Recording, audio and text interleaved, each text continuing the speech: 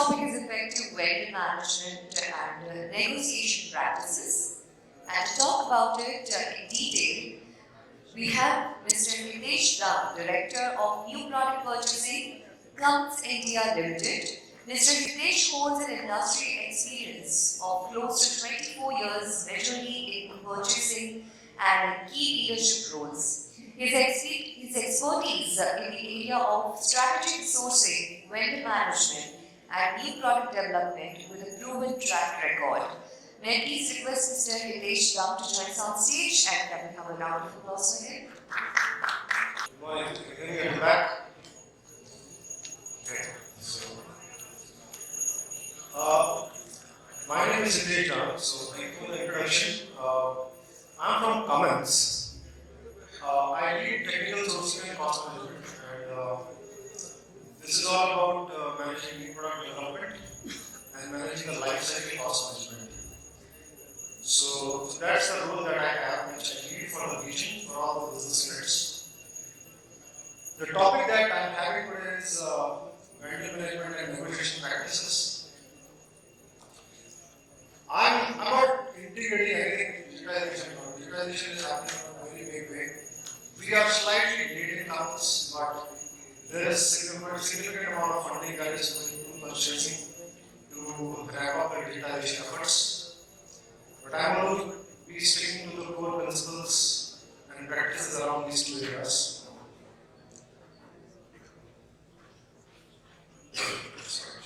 Okay. So, well, there are several variations for supplier management that exist. Most supplier management will commonly cover 8 or 9 distinct activities. Broadly, if I see, like you get into supplier selections, you get them on board, integrate them in the system, you manage supplier and maintenance business, and then exceptionally you exit those suppliers. Now, everything is significant, but then I just want to bring more focus on the core of the vendor management, which is risk management, and to some extent to follow it with the relationship management, and then back by how you manage supplier performance. Your business is as good as your supplier, so implementing the supplier management process has several advantages. And as you hear me, we'll hear it up like framework structure, because structuring all this, putting up a framework, having the right guiding principles is extremely important. If you have to make the entire cycle in these distinct areas very, very effective, including the negotiation practices. Before I get into risk management, I just want to bring more this emphasis on how you have to manage the relationship management. And as I said, it's very, very important that you have a very, very strong framework how you manage your relationship with the supplier. And this should not be only with the top strategic supplier. You figure out how to suppliers. And then how do you segment those suppliers as you decide, how you decide the engagement structure with those suppliers? The most strategic one, the highest impact ones. How do you engage them? How do you involve the top leadership? For example, if the suppliers are extremely critical, they have a very high impact to the organization, then you may have to have sponsoring happening from the top leadership, the CEO of the company or the business leader of the unit. And then you have different functions. You have to come together as a cross-functional team to drive that relationship. And then how do you decide the frequencies? You want to have periodically, quarterly, once in a year, twice in a year, it all depends on how you segment your suppliers. But make sure that you are covering each and every supplier which is a part of your supply chain system.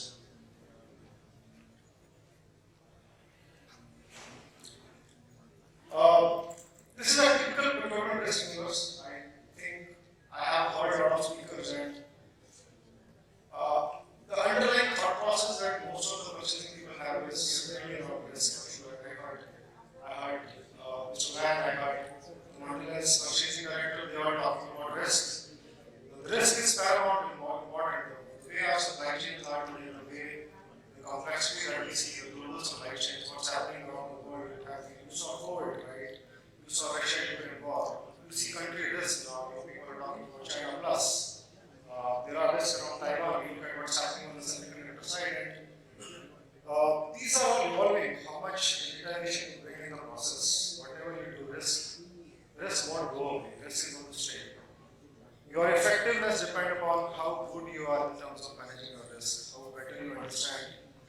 risk area. So if you look at this universe, there could be supply-based risk sitting on the top. I talked about geopolitical, there are environmental risks. There are discussions happening around climate changes. So if you look at where I belong from, it's a typical engine manufacturing company, Cummins. They are certainly moving into new technologies. They have brought in a new brand, 𝗘𝗱𝗏𝗏, that is going to aggregate all new technology product lines. Again, how you manage the risk aspect of your supply chain becomes extremely important. There could be black swans even, right? So you can predict to some extent, but then there are certain things you can't predict. Tomorrow you don't know, something happens in Maharashtra, and then you shut your borders and all that.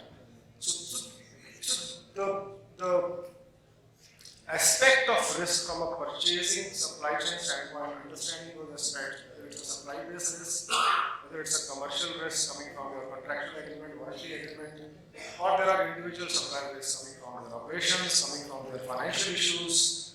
So this is all about procurement risk universe. Understanding this and then how you manage risk. And I said, as I talked about effective vendor management, how you manage risk is extremely important. Risk is an area which is not a standalone risk management. It is like you start with selection of suppliers, you make your sourcing strategies. The lens of risk management becomes extremely critical as you look at suppliers, bringing suppliers on board. You look at their financial health, you look at their mindset, the management, the quality management systems. That's extremely important because see, the organization that I come from, there are components, you have to bring them on board. It takes 4 years, small component takes 4 years. So this lens becomes extremely important before you bring suppliers on board. So, and then, how do you understand what is proactive, what is reactive? I said reactive, I talked about there are events we can't predict, but what is important is you need to know what you need to do in case of proactive risk and in case of those reactive risks. Proactive risks, I talked about strategy. How do you use the strategy lens? And there are different tools. You do quick risk assessment on a continual basis, on a quarterly, bi-weekly basis, done by your sourcing manager or central excellence teams. So that's how you identify the risk. Is it proactive? What is reactive? And then how you analyze this. And there are very similar tools that I see in most markets. So DNB, I think, is one of the most common tools that we use to understand the supplier financial risk. And there are a few more, and then how you analyze those risks once you identify them, and how you mitigate them. So this managing the risk in a very structured way is extremely important.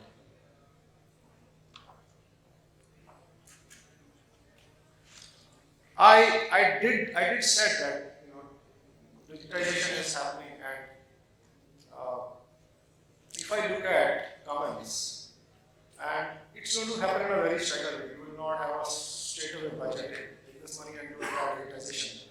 So since I talked about risk and I talked about the importance of risk, how important that is across the vendor management cycle, I see some significant work happening on this side. Looking at how markets are evolving, how supply chains are evolving, the risk is one of the biggest area to be addressed, and how do we get better in terms of managing risk is extremely important.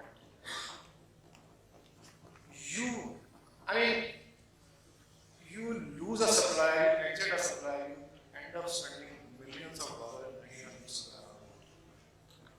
You have continuity risk, and you know the amount of money that is spent in managing inventories and other things. So, the digitization, what it's doing is in the processes, there is automation to some extent that is available, but through digitization, while we gain efficiencies overall, risk mitigation need to be given top priority.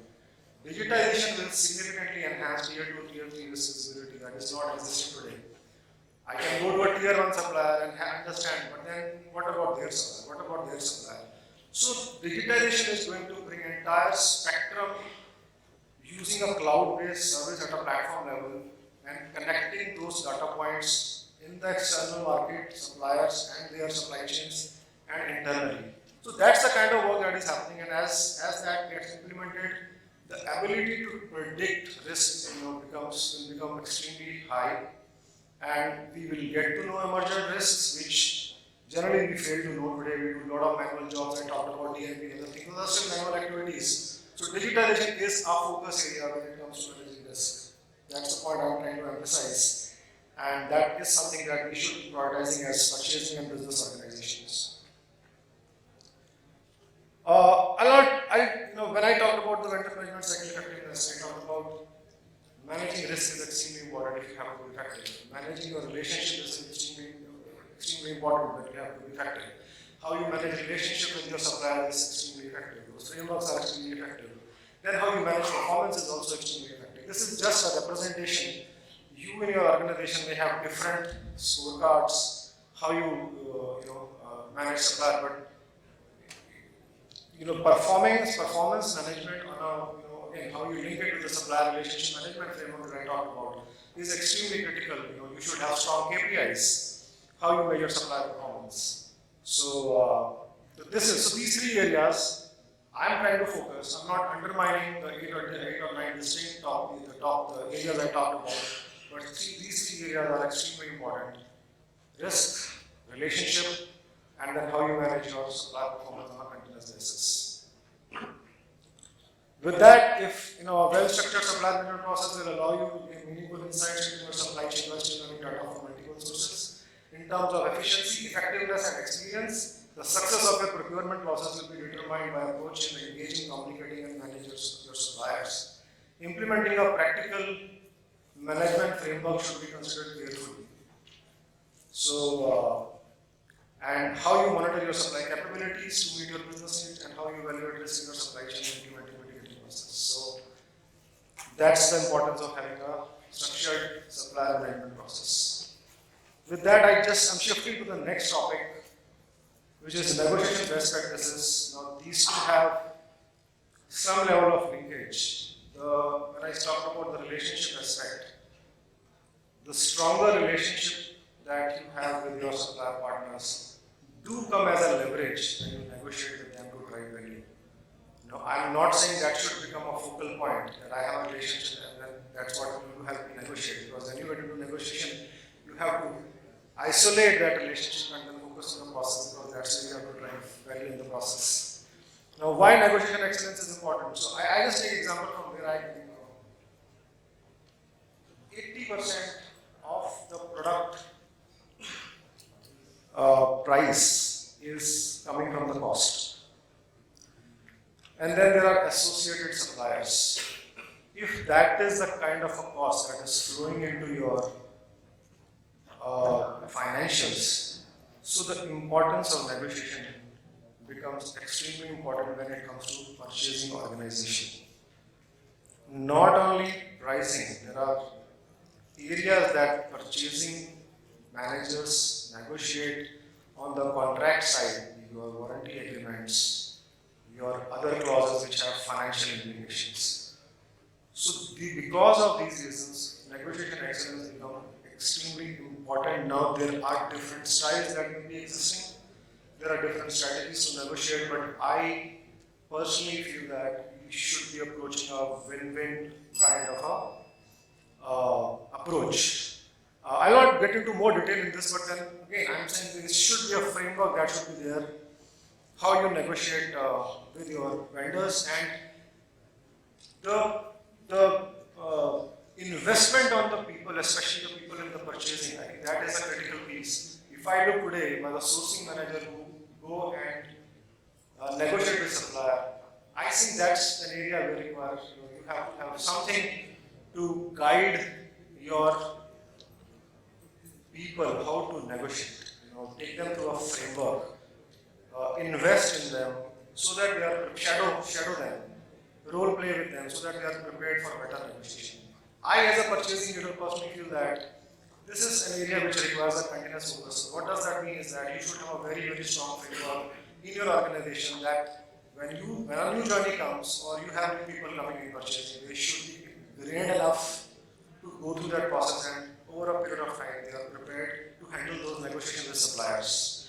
This is typically, what are the different skill set that you must be having. So macroeconomic factor understanding, microeconomic factor understanding your supplier base in detail, understanding the product that you do, the should costing piece of the categories that you have. So there is a whole lot of understanding that you need, and as you get into negotiation, the preparation is the most important part. So I'm linking that to the investment piece of it, because that's where your people need to prepare the better. However effective negotiator you are, if you are not prepared, you will never be able to derive value. So, and then have a roadmap. You know, you should know, your team should know who is going to negotiate, who is going to lead the negotiate, what is the approach that you need to take, and then as you do that, please always tell the truth. Be honest as you negotiate. You build your credibility in the process. Control your emotions. Those are extremely important. I have seen, you know, frustration creeping in, emotions coming out. That is where, when I say investment that is required, when people are emotionally stronger, it may take time. Sometimes I've been into negotiations which have taken 1.5 years, 2 years down the line, and then it's never about losing negotiation or a deal. It's about either the deal has happened or there is a reason the deal has not happened. So I don't know, I have jumped because there was a bell on the back. I had few more thoughts, but in the interest of time, I'll take a pause, and that's what I had. Probably as I understand more around digitization, I'll be able to come back with something, what's happening in these areas, but fundamentally, this will require human interface for sure. This is not going to go away. There is an approach that you need to, how do you manage relationships, how do you manage risk can still give you analytical tools, predictive abilities, but there is negotiation, there is that is more human oriented than what AI can do in the process. So I think that's where I will pause. Any questions? We can take one question. Sorry, I just got under pressure with the bell ringing at the back. Yeah, thank you, Hitesh. That's a great presentation. I have only one question on supplier scorecard. I saw, I think you covered all on the basic things which are great. Then on the, there was no sustainability, so do you think we need to now also add sustainability, one of the metrics, one question. And for the resilience, I think there was only 3 marks, but I think after COVID, now people are looking at that more closely. So do you think resilience and sustainability also get more weightage? Because traditionally it's very important to have cost and quality, we talked about it. But now the focus is more on these kind of things. So what's your thoughts on that? I think what I showed was a representative scorecard. Okay, there are different elements that are missing in that, but I completely agree with your point. With the ESG focus coming up, there are changes happening in terms of how we measure supply performance. There is restructuring that is taking place. Okay, how do we address that piece of it? We are an organization who have very good enough that we have the significant focus on ESG. So that work is happening. I may not have a scorecard here, but then to your point, I agree with you. That's going to be a measure as we measure supply performance. Thank you, Hitesh. Thank you so much, Hitesh sir. Can we have a round of applause for him? Wonderful presentation.